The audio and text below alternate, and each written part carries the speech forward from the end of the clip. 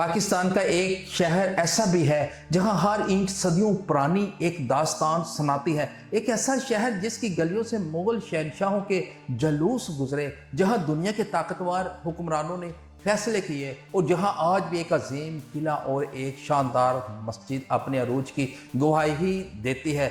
ये शहर है लाहौर। लाहौर सिर्फ एक शहर ही नहीं बल्कि बरसगीर की तारीख का धड़कता हुआ दिल है। इसकी शनाख्त सिर्फ इसके बाजारों सकाफत से नहीं बल्कि तारीखी इमारतों से भी है जो सैकड़ों बरस बाद भी शान शौकत से खड़ी हैं।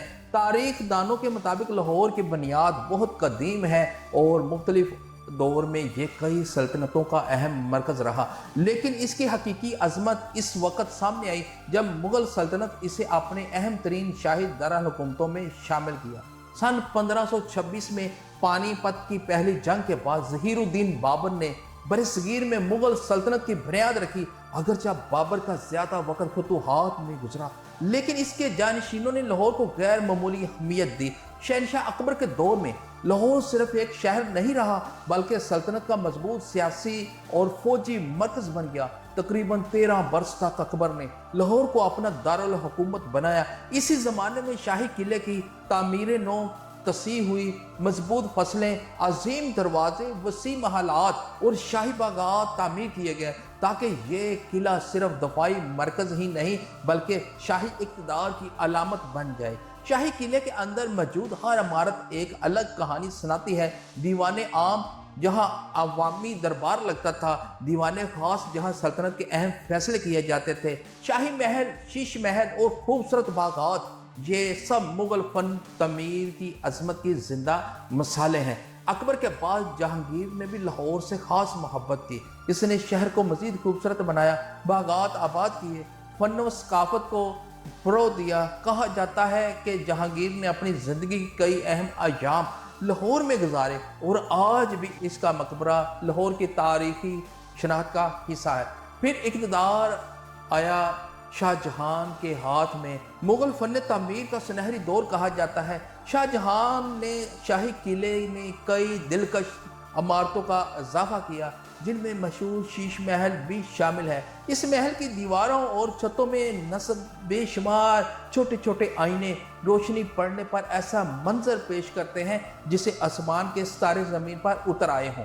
लेकिन लाहौर की तारीख का सबसे शानदार बाब अभी बाकी है। एक ऐसा शहनशाह आने वाला था जो दुनिया की अजीम तरीन मसाजिद में से एक तामीर करवा कर लाहौर को हमेशा के लिए इस्लामी फन तामीर का मरकज बना देगा। वो शहनशाह था औरंगजेब आलमगीर और इसकी तामीर करदा बादशाही मस्जिद आज भी दुनिया भर के मुसलमानों और सियाहों को अपनी तरफ खींचती है। 17वीं सदी का जमाना था। मुगल सल्तनत अपनी ताकत के अरूज पर थी और तख्त पर बैठा था शहनशाह औरंगजेब आलमगीर और अपने आबाउजदाद की तरह अजीम इमारतें जरूर तमीर करवाता था, लेकिन इसकी तवज्जो मजहबी और इल्मी मराकज पर थी। सन 1671 में इसने लाहौर में एक ऐसी मस्जिद तमीर करवाई और उसका हुक्म दिया जो मुगल सल्तनत की शान, इस्लामी फन तामीर और रूहानी अजमत की अलामत समझी जाने लगी। सिर्फ 2 बरस की मुसलसल मेहनत के बाद 1673 में यह अजीम मस्जिद मुकम्मल हुई और इसे बादशाही मस्जिद का नाम दिया गया।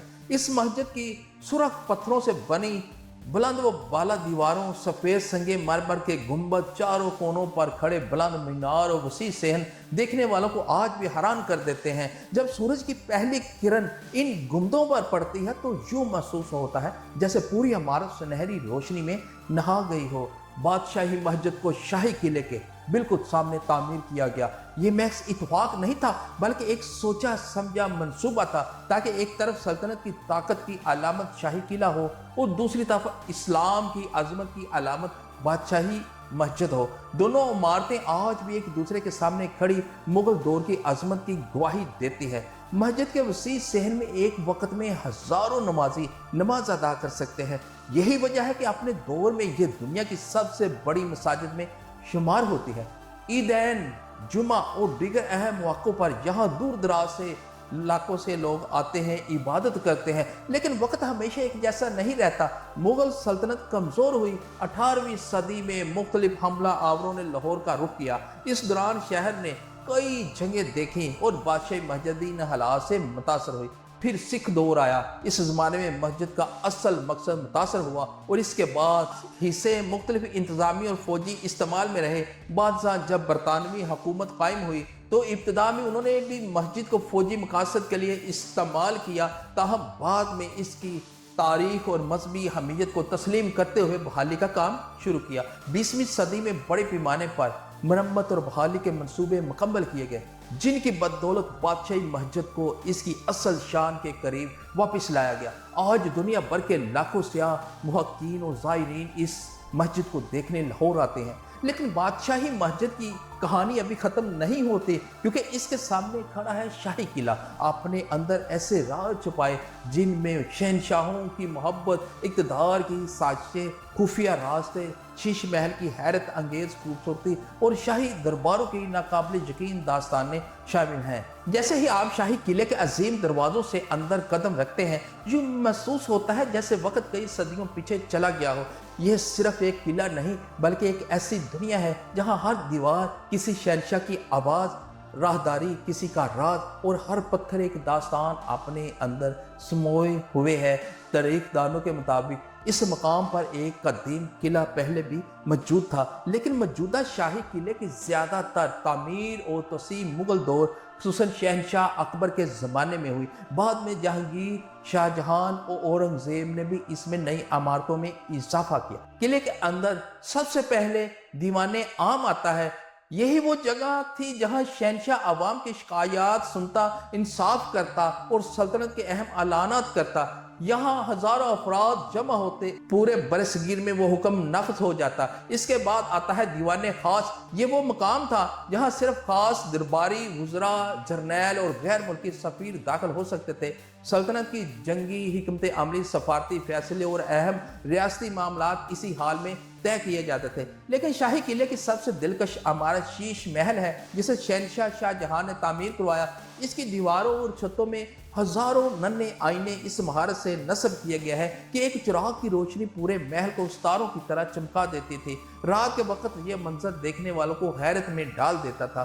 किले में 9 लखा पोलीन भी मौजूद है, जिसे इस दौर में तकरीबन 9 लाख रुपए की लागत से तामीर किया गया था, इसीलिए इसे 9 लखा कहा जाता है। इसकी खूबसूरती और संगे मरमर की नफीस कारीगरी आज भी मुगल फन तामीर की आला मिसाल मानी जाती है।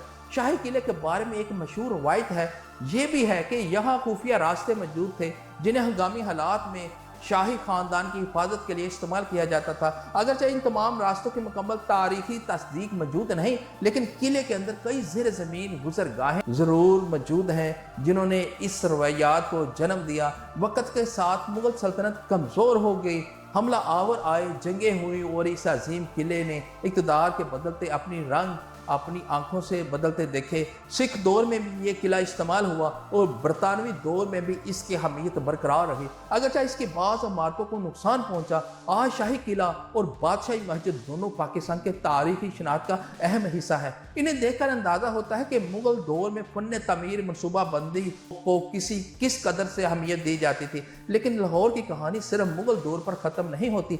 आज़ादी पाकिस्तान के बाद ये शहर सकाफत, अदब, सियासत और तारीख का मरकज़ रहा और आज भी हज़ारों लाखों सियाह इन तारीखी इमारतों को देखने के लिए आते हैं। अब सवाल ये है कि आखिर लाहौर को पाकिस्तान का तारीखी दिल क्यों कहा जाता है? इसका जवाब हमारी इस डॉक्यूमेंट्री के आखिरी हिस्से में आपको ज़रूर मिलेगा। हम आपको लाहौर की अहमियत, इसके आलमी वर्सा और इसके रोशन मुस्तक़बिल पर भी बात करेंगे।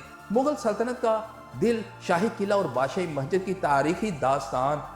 सदियाँ गुजर गई, सल्तनतें आई चली गई, मगर लाहौर आज भी तारीख को सीने से लगाए खड़ा है।